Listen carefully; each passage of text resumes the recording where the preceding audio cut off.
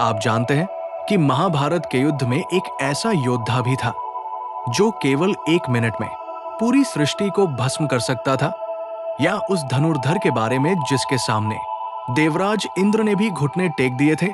आज हम उन 5 धनुर्धर योद्धाओं की बात करेंगे जिनके तरकश से निकले एक बाण से साक्षात देवता भी कांपते थे और अपने अस्त्र छोड़ने पर मजबूर हो जाते थे। और नंबर 1 पर जो योद्धा है, उसकी शक्ति के आगे तो स्वयं काल भी नतमस्तक था। इन योद्धाओं की धनुष शक्ति ने स्वर्ग के सिंहासन तक को हिला दिया था। नंबर 5 कार्तवीर्य अर्जुन है वंश का राजा कार्तवीर्य अर्जुन, जिसे सहस्रार्जुन के नाम से भी जाना जाता है। एक अत्यंत पराक्रमी धनुर्धर था। उसे भगवान दत्तात्रेय से 1000 भुजाओं का वरदान प्राप्त था। जब वो युद्ध भूमि में एक साथ अपनी 1000 भुजाओं से धनुष थामकर बाणों की वर्षा करता था तो ऐसा लगता था मानो आकाश से प्रलय बरस रही हो। उसकी शक्ति इतनी प्रचंड थी कि उसने अपनी भुजाओं से नर्मदा नदी के प्रवाह को रोक दिया था और रावण जैसे अजेय योद्धा को भी बंदी बना लिया था। उसकी इस असीमित शक्ति और बाणों के जाल से देवता भी कांपते थे, क्योंकि उसके 1000 हाथों से निकलने वाले बाणों का कोई काट किसी के पास नहीं था। अंततः भगवान विष्णु को परशुराम अवतार लेकर उसका अंत करना पड़ा। नंबर 4 महारथी कर्ण। सूर्यपुत्र कर्ण को दानवीर के साथ साथ महाशक्तिशाली धनुर्धर के रूप में जाना जाता है। कर्ण की धनुर्विद्या इतनी श्रेष्ठ थी कि स्वयं परशुराम ने उन्हें अपना शिष्य बनाया था। कर्ण के पास विजय धनुष था जो साक्षात भगवान शिव ने धारण किया था। कहा जाता है कि जब तक कर्ण के हाथ में विजय धनुष होता था तब तक उसे संसार का कोई भी देवता, दानव या मनुष्य पराजित नहीं कर सकता था।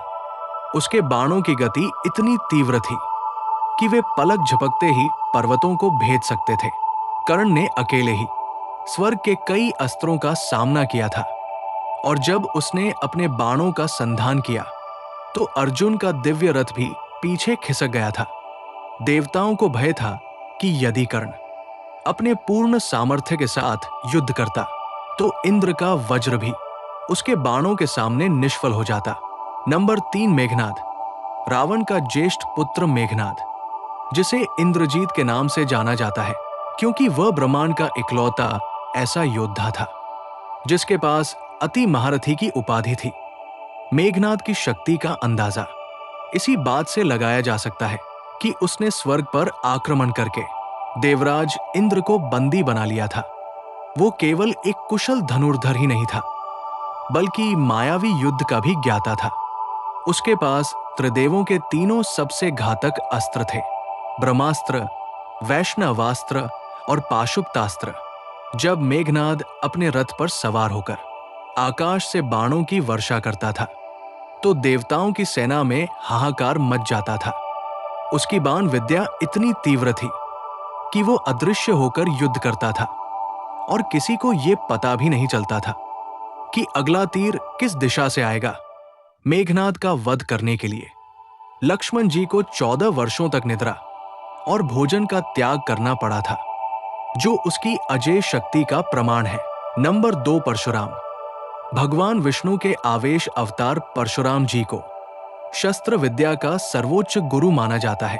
यद्यपि उनका मुख्य अस्त्र फरसा था, लेकिन उनकी धनुर्विद्या के सामने संसार का कोई भी धनुर्धर नहीं टिक सकता था। उन्होंने 21 बार इस पृथ्वी को अत्याचारी क्षत्रियों से विहीन कर दिया था। परशुराम जी के पास भगवान विष्णु का शारंग धनुष और शिव का पिनाक चलाने की अद्भुत क्षमता थी।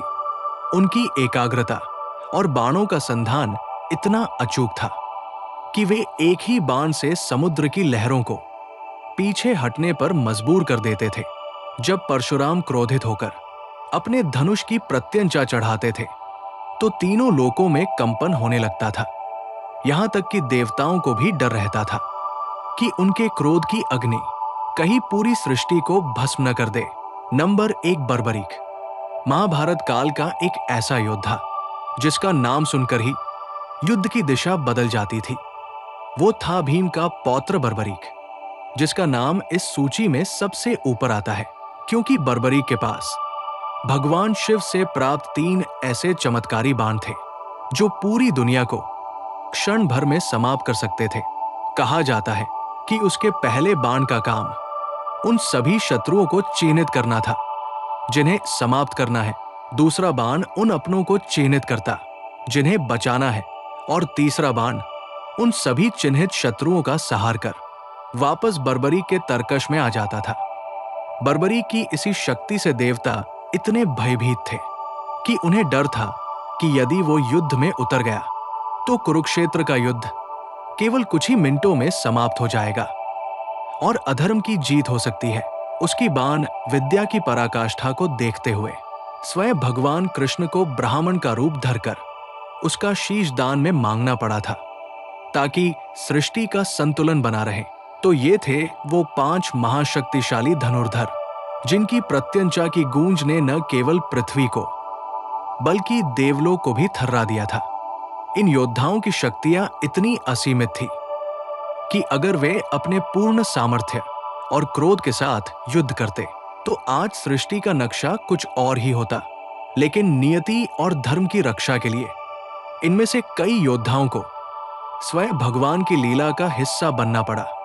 इनमें से आपका सबसे पसंदीदा धनुर्धर कौन है? क्या आपको लगता है कि कोई और भी ऐसा योद्धा था जो इस सूची में होना चाहिए था? अपनी राय हमें कमेंट बॉक्स में जरूर बताएं। अगर आपको ये पौराणिक यात्रा पसंद आई हो तो इस वीडियो को लाइक करें और अपने मित्रों के साथ शेयर करना न भूलें। प्राचीन इतिहास और पौराणिक रहस्यों की ऐसी ही और भी अद्भुत गाथाओं के लिए डिवाइन टेल्स को अभी सब्सक्राइब करें ताकि आप हमारी कोई भी वीडियो मिस न करें।